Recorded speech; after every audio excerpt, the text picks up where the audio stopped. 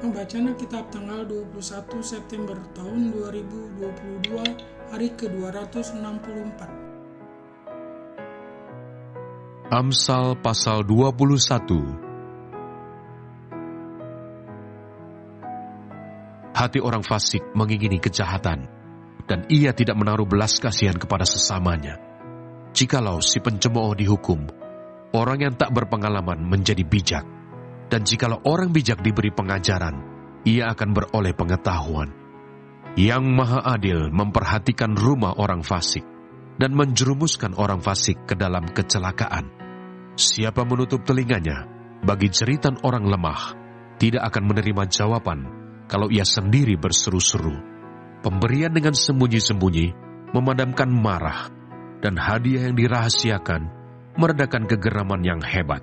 Melakukan keadilan adalah kesukaan bagi orang benar, tetapi menakutkan orang yang berbuat jahat. Orang yang menyimpang dari jalan akal budi akan berhenti di tempat arwah-arwah berkumpul. Mazmur 12.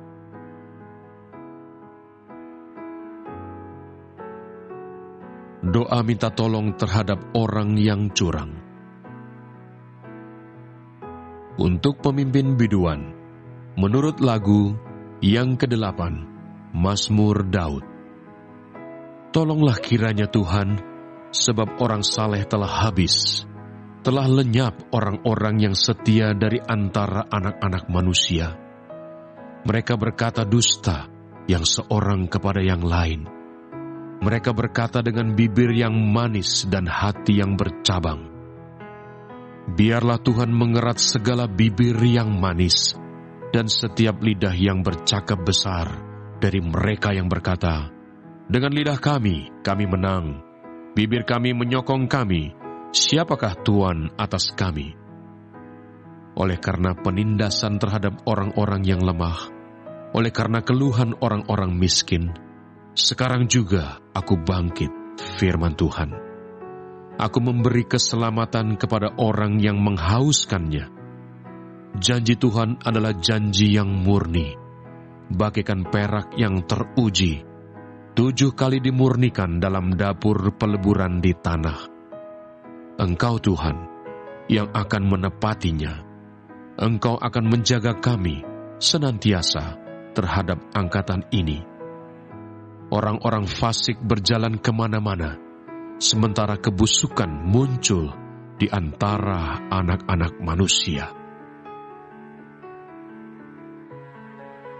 Lukas pasal 20. Yesus menasihatkan supaya waspada terhadap ahli-ahli Taurat. Ketika semua orang banyak mendengarkan, Yesus berkata kepada murid-muridnya, "Waspadalah terhadap ahli-ahli Taurat yang suka berjalan-jalan memakai jubah panjang dan suka menerima penghormatan di pasar, yang suka duduk di tempat terdepan di rumah ibadat dan di tempat terhormat dalam perjamuan, yang menelan rumah janda-janda dan yang mengelabui mata orang dengan doa yang panjang-panjang. Mereka itu pasti akan menerima hukuman yang lebih berat." Lukas pasal 21.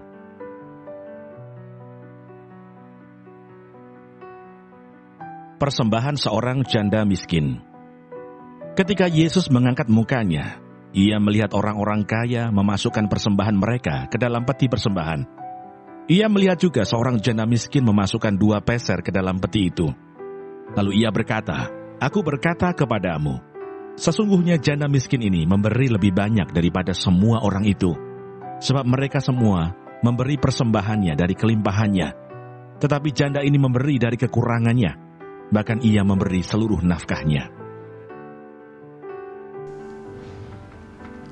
Terima kasih. Tuhan Yesus memberkati. Amin.